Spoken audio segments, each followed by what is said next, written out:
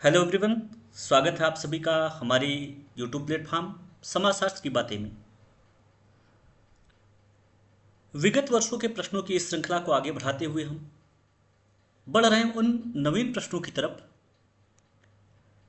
जो किसी न किसी परीक्षा में आवश्यक रूप से शामिल हुए हैं और भविष्य में उनके शामिल होने की प्रबल संभावना भी है।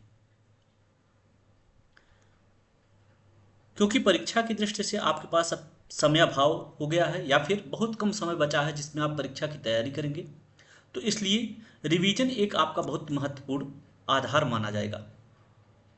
तो बढ़ते हैं हम अपने प्रश्न पर और हमारा पहला प्रश्न है, इसमें आपको सभी सही सुमेलित करके दिए गए हैं। ऑप्शन है पहला, खासी जिसका संबंध असम से है, भील जनजाति का संबंध मध्य प्रदेश से है, संथाल का संबंध बिहार से है और हो जनजाति का संबंध झारखंड से है। अब देख लीजिए, कोई भी परीक्षा अगर समाजशास्त्र से रिलेटेड होगी तो एक से दो क्वेश्चन ऐसा होगा जो कि जनजातियों पर आधारित होगा।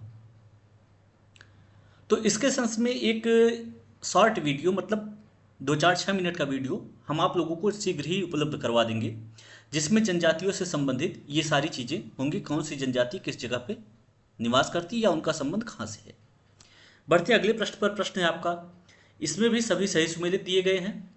विशेष विवाह अधिनियम 1954 से संबंधित है, दहेज निरोधक अधिनियम 1961, हिंदू विवाह अधिनियम 1955 और हिंदू उत्तराधिकार अधिनियम 1956। आगे बढ़ते हैं। प्रश्न है, निम्न में से आंदोलन और उसकी वैचारिकी को निम्न में से आंदोलन और उसकी वैचारिकी को समकालीन समाज के उत्तर आधुनिक प्रत्युत्तर के रूप में विवेचित किया जा सकता है। क्वेश्चन एक बार दोबारा रिपीट कर रहे हैं। निम्न में से आंदोलन और उसकी वैचारिकी को समकालीन समाज के उत्तर आधुनिक प्रत्युत्तर के रूप में विवेचित किया जा सकता है। ऑप्शन है हरित आंदोलन, लाल आंदोलन, श्रमिक संघ आंदोलन, कृषक आंदोलन। इसमें आपका राइट ऑप्शन हो जाएगा हरित आंदोलन। अगला प्रश्न है, सहयोग संघर्ष सातत्य की अवधारणा को किसने विकसित किया है। ऑप्शन है आपका लेस्ली, गिडेंस, पार्क, मैकाइवर एवं पीज। इसमें आपका राइट ऑप्शन हो जाएगा लेस्ली। इन्होंने सहयोग संघर्ष सातत्य की अवधारणा को विकसित किया है। अगला प्रश्न है, इसमें भी सभी सही सुमेलित दिए गए हैं, जिसमें अधिवैयक्तिक तथा अधिसावयवी का संबंध क्रोबर से है, सांस्कृतिक विलंबना का संबंध ऑकबर्न से है, संस्कृति पर्यावरण का मानव निर्मित भाग है हर्शकोविट्ज से संबंधित है और संस्कृति के प्रकट तथा अप्रकट तत्व क्लूखोन से संबंधित है। आगे बढ़ते। प्रश्न है, उत्कृष्टता की संस्कृति की अवधारणा किसने दी है। ऑप्शन है Robert K Merton, Pierre Bourdieu, Emile Durkheim, Saint Simon. इसमें आपका राइट ऑप्शन हो जाएगा पियरे बोर्डियू। उत्कृष्टता की संस्कृति की अवधारणा जो है पियरे बोर्डियू द्वारा दिया गया है। अगला प्रश्न, किसने पार्सन्स की सामाजिक व्यवस्था की तुलना आदर्श लोक से की है।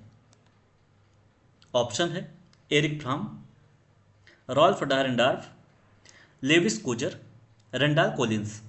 इसमें आपका राइट ऑप्शन हो जाएगा राल्फ डायरेंडार्फ।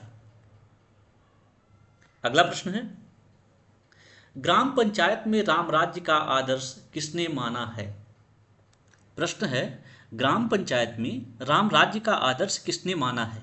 ऑप्शन जवाहरलाल नेहरू, विनोबा भावे, सरदार पटेल, महात्मा गांधी।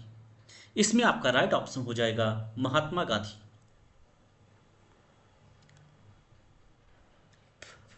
अगला प्रश्न है, निम्न में से किस समाजशास्त्री ने बुर्जुआ पर्यावरणवाद पद का प्रयोग किया है। ऑप्शन है वंदना शिवा, रामचंद्र गुहा, बी एस बाविस्कर और अमिता बाविस्कर। इसमें आपका राइट ऑप्शन हो जाएगा अमिता बाविस्कर ने बुर्जुआ पर्यावरणवाद पद का प्रयोग किया है। अगला प्रश्न है, भारत के निजी क्षेत्र में कर्मचारियों का अवैध शोषण दिन प्रतिदिन बढ़ता जा रहा है। इस प्रकार के अपराध को किस प्रकार की श्रेणी में वर्गीकृत किया जाएगा? ऑप्शन है नील वसन अपराध, गुलाबी वसन अपराध, श्वेत वसन अपराध, निजी क्षेत्र का अपराध। इसमें आपका राइट ऑप्शन हो जाएगा श्वेत वसन अपराध या व्हाइट कॉलर क्राइम। अगला प्रश्न है, ब्लूमर का प्रतीकात्मक अंतःक्रियावादी सिद्धांत। ब्लूमर का प्रतीकात्मक अंतःक्रियावादी सिद्धांत, देखिए यहाँ पे क्वेश्चन में एक क्वेश्चन और छुपा हुआ। अगर आपसे पूछा गया होता प्रतीकात्मक अंतःक्रियावाद सिद्धांत किसका है, तो किसका है? ब्लूमर का। ठीक, तो ब्लूमर का प्रतीकात्मक अंतःक्रियावादी सिद्धांत किस पर आधारित है? यहां पे आपका किस पर आधारित है? ठीक, तो ऑप्शन है यहां पे संघर्षात्मक उपागम पर, आगमन उपागम पर, निगमन उपागम पर, द्वंद्वात्मक उपागम पर। यहां पे आपका राइट ऑप्शन हो जाएगा आगमन उपागम पर ब्लूमर का प्रतीकात्मक अंतःक्रियावादी सिद्धांत आधारित है। अगला प्रश्न, निम्नलिखित में से कौन उद्विकासीय सिद्धांत से संबंधित नहीं है? आपको बताना है कि दिए गए विकल्प में से कौन सा ऐसा है जो उद्विकासीय सिद्धांत से संबंधित नहीं है। प्रश्न है, ऑप्शन आपका L T. Hobhouse, L H. Morgan, R K. Merton, Herbert Spencer. इसमें आपका राइट ऑप्शन हो जाएगा आर.के. मर्टन। अगला प्रश्न है, किसी जनजाति का हिंदू बन जाना किसका उदाहरण है? किसी जनजाति का हिंदू बन जाना किसका उदाहरण है? ऑप्शन है संस्कृतिकरण का, पर संस्कृति ग्रहण का, आधुनिकीकरण का, समाजीकरण का। यहाँ पे आपका राइट ऑप्शन हो जाएगा संस्कृतिकरण का उदाहरण है कि यदि कोई जनजाति हिंदू बन जाता है तो उसका संस्कृतिकरण का उदाहरण माना जाता है। अगला प्रश्न, समाजीकरण की प्रक्रिया में स्वचेतना का विकास मीड की किस अवधारणा से प्रत्यक्ष रूप से जुड़ा हुआ है? क्वेश्चन दोबारा रिपीट कर रहे हैं, समाजीकरण की प्रक्रिया में स्वचेतना का विकास मीड की किस अवधारणा से प्रत्यक्ष रूप से जुड़ा हुआ है? ऑप्शन मैं, समाज, मुझे, मन या मस्तिष्क। यहां पे आपका राइट ऑप्शन हो जाएगा मुझे।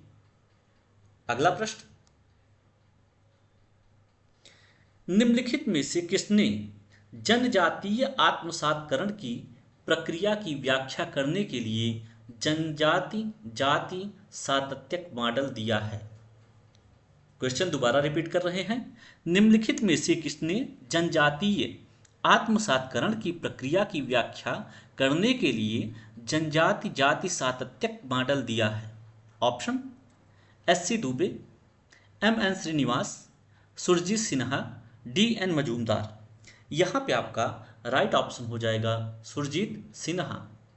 अगला प्रश्न है, परिस्थिति एवं संविदा के आधार पर, परिस्थिति एवं संविदा के आधार पर समाजों में कितने अंतर स्थापित किया है? ठीक, सॉरी यहाँ पे थोड़ा सा मिस्टेक हो गया, दोबारा रिपीट कर रहे हैं क्वेश्चन। परिस्थिति एवं संविदा के आधार पर समाजों में किसने अंतर स्थापित किया है? ऑप्शन समनर, टॉनिच, दुर्खीम, इनमें से कोई नहीं। यहां पे आपका राइट ऑप्शन हो जाएगा समनर। समनर ने परिस्थिति एवं संविदा के आधार पर समाज में अंतर स्थापित किया है। अगला प्रश्न है, जिस समाज में विविध प्रकार के धार्मिक एवं सांस्कृतिक समुदाय अंतर्निहित हों, जिस समाज में विविध प्रकार के धार्मिक एवं सांस्कृतिक समुदाय अंतर्निहित हों, उस समाज को क्या कहा जाता है? ऑप्शन है विभेदीकृत समाज, असमान समाज, बहुल समाज, बहुविध समाज। इसमें आपका राइट ऑप्शन हो जाएगा बहुल समाज। अगला प्रश्न है 19वीं सदी के दौरान, कब? 19वीं सदी के दौरान समाज शास्त्रीय चिंतन में किस अवधारणा का प्रभुत्व था? 19वीं सदी के दौरान समाज शास्त्रीय चिंतन में किस अवधारणा का प्रभुत्व था? ऑप्शन है प्रगति, विकास, आधुनिकता, उद्विकास। इसमें आपका राइट ऑप्शन हो जाएगा उद्विकास। अगला प्रश्न सामान्यीकृत अन्य की धारणा किसने प्रस्तुत की थी? ऑप्शन है Erving Goffman, Herbert Blumer, George Herbert Mead, Charles Horton Cooley. यहां पे आपका राइट ऑप्शन हो जाएगा जॉर्ज हर्बर्ट मीड। अगला प्रश्न है किस नियम के अनुसार परिवार की संपत्ति में परिवार के प्रत्येक सदस्य का जन्मजात अधिकार होता है? क्वेश्चन दोबारा रिपीट कर रहे हैं। किस नियम के अनुसार परिवार की संपत्ति में परिवार के प्रत्येक सदस्य का जन्मजात अधिकार होता है? ऑप्शन प्रवर का नियम, दाय भाग का नियम, मिताक्षरा का नियम, सपिंड का नियम।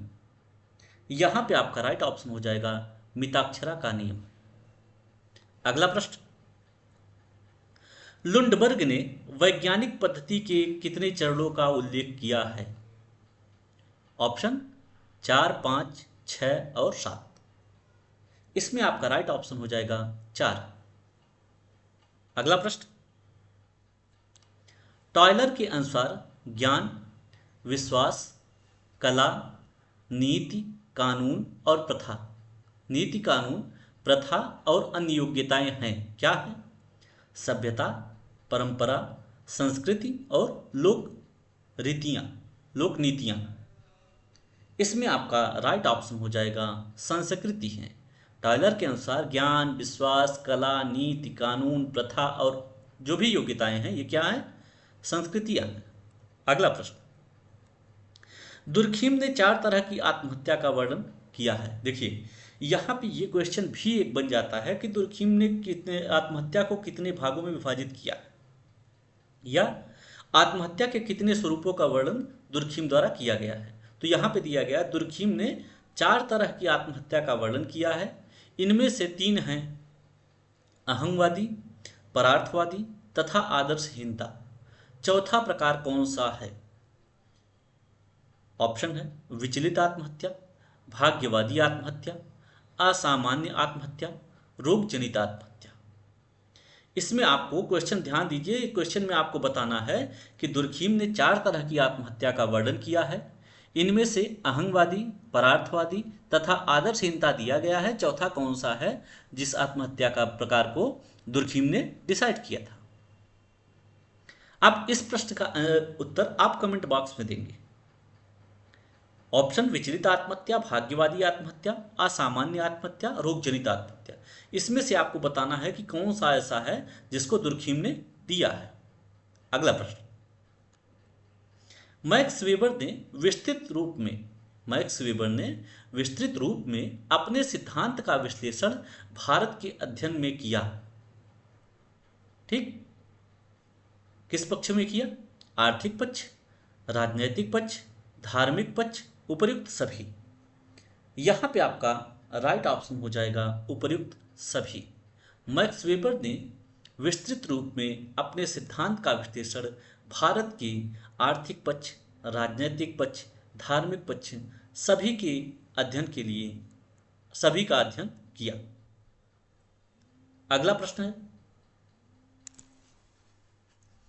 कारण एवं प्रभाव के संबंध की व्याख्या, कारण एवं प्रभाव के संबंध की व्याख्या हेतु सर्वाधिक उपयुक्त शोध प्रारूप कौन सा है? ऑप्शन है अन्वेषणात्मक, निदानात्मक, वर्णनात्मक, प्रयोगात्मक। इस प्रश्न का उत्तर आप कमेंट बॉक्स में अवश्य रूप से देंगे, क्योंकि यह आपके रिसर्च के टॉपिक से जुड़ा हुआ है और इस प्रश्न को पीछे जो भी वीडियो छोटे छोटे 25-25 प्रश्नों के बनाए गए हैं उसमें इस प्रश्न का कई बार उल्लेख किया गया है। तो इस प्रश्न का उत्तर आप कमेंट बॉक्स में अवश्य देंगे। तो इस वीडियो में क्वेश्चन नंबर 23 और क्वेश्चन नंबर 25 ये दो ऐसे क्वेश्चन बने हैं जिसका आंसर आपको कमेंट बॉक्स में अवश्य देना है। इसी के साथ यह वीडियो यहीं पर समाप्त होता है। मिलते हैं कुछ नए प्रश्नों के साथ अगले वीडियो में। तब तक के लिए धन्यवाद।